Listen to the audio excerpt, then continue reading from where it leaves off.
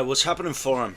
Alright, man, in this one, Jumping right back into the Star Wars trilogy, specifically The Last Jedi, seeing where Disney maybe went wrong or maybe went right with these films. To first state, I believe I'm not a fan of this, if memory serves me correct, which it did not in the previous video, so there may be an upcoming plot twist. But in my head, this is my second least favourite of the franchise, and specifically disliked a lot of the routes and decisions made with this movie. But it has been a while, so it could be a new experience. At the end of the video, I'll be giving away 2 lathe machines and 4 10-packs of mug root beer to someone who likes and comments, so make sure to stick around to the end of the video for no reason other than retention statistics.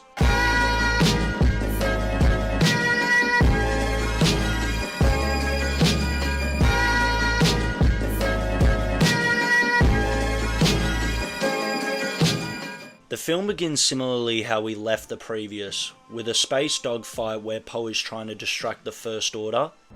Hi, I'm holding for General Hux. This is Hux. You and your friends are doomed. We will wipe your filth from the galaxy. Okay, I'll hold. Hello? To give time to evacuating rebels, as the base from the previous film is being attacked by these wild new evolved Star Destroyers called a Dreadnought, which is pretty cool. Poe has success with his part of the attack, but wants to continue to pursue on the Dreadnought, as he's got it to a vulnerable state and thinks they have a larger chance of destroying it. Coming off as a likeable hero and is clearly passionate and cares for what he's fighting for, but also comes off a little bit reckless. The rebels need to literally drop bombs onto the Dreadnought to destroy it, where 3 out of the bombers explode, leaving only 1 to finish the job. We focus on the rebels on that bomber, giving us a last second do or die type situation where the bomber dropper dies, dropping the remote right on the ledge so the other rebel can just smell it and has to use cliches to her advantage. But it was cool to shine the light on some rebel soldiers. Back at the rebel cruiser, we see that Finn is recovering from the previous film's encounter with Kylo, presented in a jokey sort of way, when he asks, "Where's Rey?" We switch to Rey, who is exactly like when we last saw her in The Force Awakens, when we get our answer to Luke's response of Rey's appearance. He lives a simple life now, and declares to Rey that he has no offer for her in the rebellion. What can he do? Just walk in there with a lightsaber and kill everyone? I can kind of sympathise and understand this mindset as well, to be honest, and I think it's a very well grounded and great approach to Luke's character. Back to the Rebels cruiser, we get a very mixed bag of scenes here. The First Order have managed to track the Rebels after the previous exchange through lightspeed, a concept previously thought impossible, and starts attacking again, causing major problems as they are running out of fuel and can't outrun the enemy now. Kylo gets sent out in a TIE fighter with a small squadron and has a chance to bomb the cockpit, but once again his morals gets tested and he actually chooses the light side this time and doesn't take fire upon the ship, but his squadron don't feel the same way. This was a good, well done scene. So far Kylo's characters and past relations is pretty solid, but from this, we get the infamous Leia flying scene. my disappointment is immeasurable. And my day is ruined. Back at Luke's island, his demeanor towards Rey and kind of the Jedi culture in general is kind of twisted a bit more likable, by R2 giving us a very cool fan service scene, which I think is pulled off pretty tastefully. Shorty, you making me crash. Oh, baby. The crew's mourning after the disaster and the loss of General Akbar quickly gets overtaken by a new leadership appointment, which also comes into the form of the introduction of our anti-protagonist. Her personality is quickly shown when interacting with Poe, as she comes off as a very strict authoritarian, even mocking him about his eagerness in the previous assault, accusing him of losing the bomb squad from recklessness. We made another infamous character, Rose. When finished trying to leave through an escape pod, as he knows the chance of them surviving the attack is slim to none, and her job is to guard them without anyone using them. Through exchanged dialogue, Rose exclaims she understands the process of their light speed tracking and disabling it, and Finn, being an old stormtrooper, using the cleaner trick as a possibility for her to make her way onto the ship. They still need a way to get past the shield undetected, which they ask Maz, introduced in The Force Awakens, for her help, which she directs them to a codebreaker. Rey then has her first Force vision between her and Kylo. Not much happens, but he does see that Rey is with Luke. The next scene is another mixed bag, as Luke begins training Rey when we get past the jokes. Yes, I feel it. That's the Force. Really? Wow, it must be really strong Oh, with I've you. never felt any... There's a great scene which visually is a bit out of place but has very nice cinematography of Rey connecting with the Force, where she brushes with the dark side as well.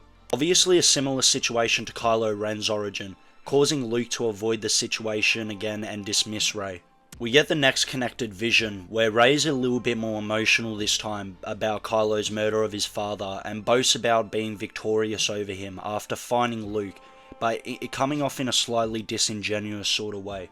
The main crew devise a plan to sneak Finn and Rose out of the cruiser in order to search for the codebreaker, where we get this stupid looking transition, where they make way to a planet ending at some type of alien casino, finding the codebreaker relatively easy, but get arrested after parking violations. Shuttle parkers.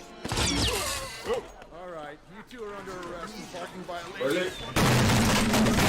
Rey starts training by herself, I reckon as kind of a pick-me move, which actually works in that thought as Luke continues his training with her, where they discuss their faith in the Jedi, both coming up with good points, with Luke exclaiming how Palpatine was in control of the Jedi at their strongest, proving his lack of faith in the culture, leading into him spilling his beans on the Kylo Ren turnover story.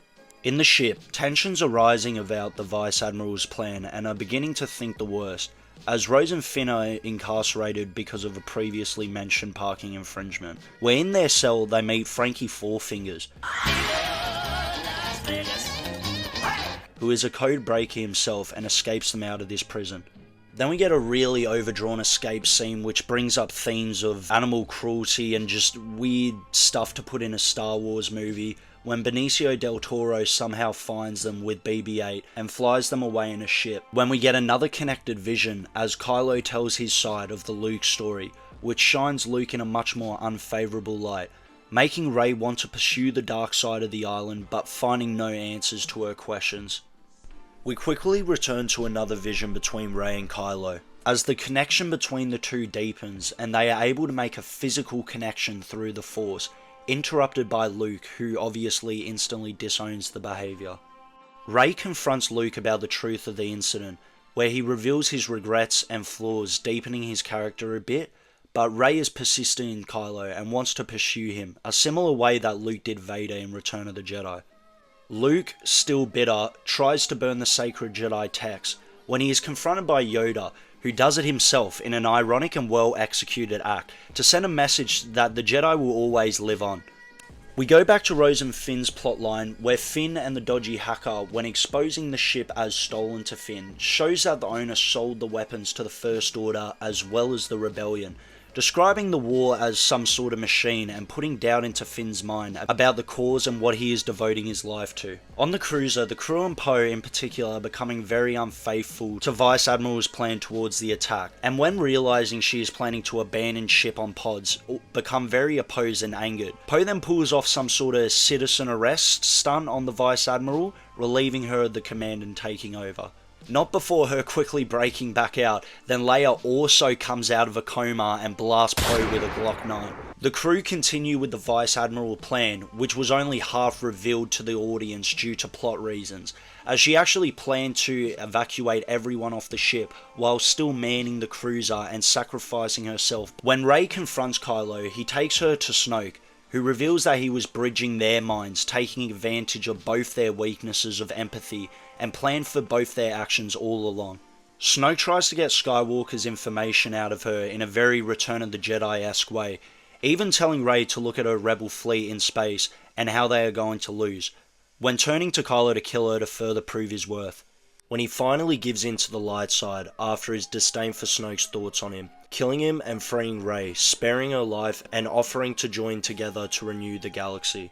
Kylo shares whose Rey's parents really are, a bunch of nobodies, and quickly realizes her visions don't line up with Kylo's, as he wants to start from scratch and build anew, causing Rey to remove herself from the situation and escape in the Falcon.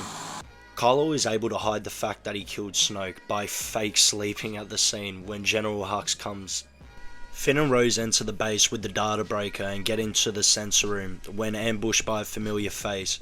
When it's revealed that Del Toro was a spy, contrasting with his expressed values before of playing both sides. They are taken to execution, but last second Vice Admiral Holdo puts the cruiser into light speed straight through the dreadnought, giving us a visually stunning scene and completing her character arc.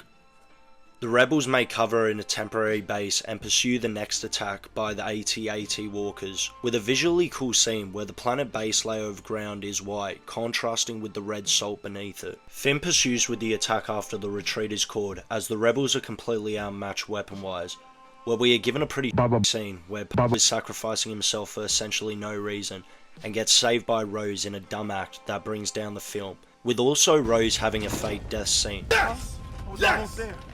No!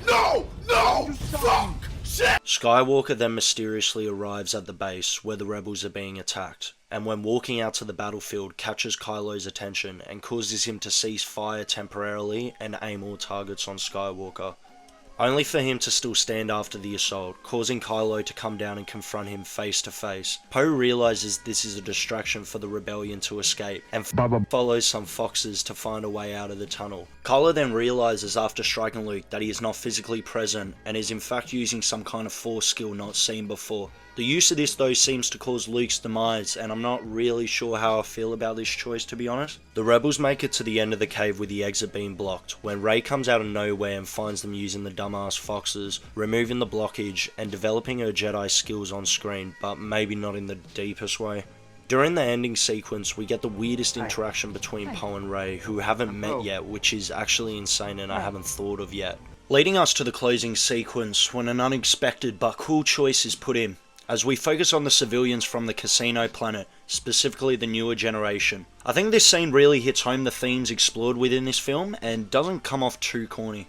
I came into this film honestly wanting to hate it, and I definitely don't think this is a perfect movie in the slightest bit, but it's also not a bad movie at all, and probably a step up from the previous installment. I enjoy a lot of the directions made with the new characters, and could understand the thought behind the direction between the legacy characters, even though I may not agree with the direction 100%. Yet overall, I think Rian Johnson did a decent job with what he was left with the previous film, and took a slightly more unexpected direction, which I can definitely appreciate. 7 out of 10. I mean, it's alright, like... There ain't no such thing as a tooth fairy.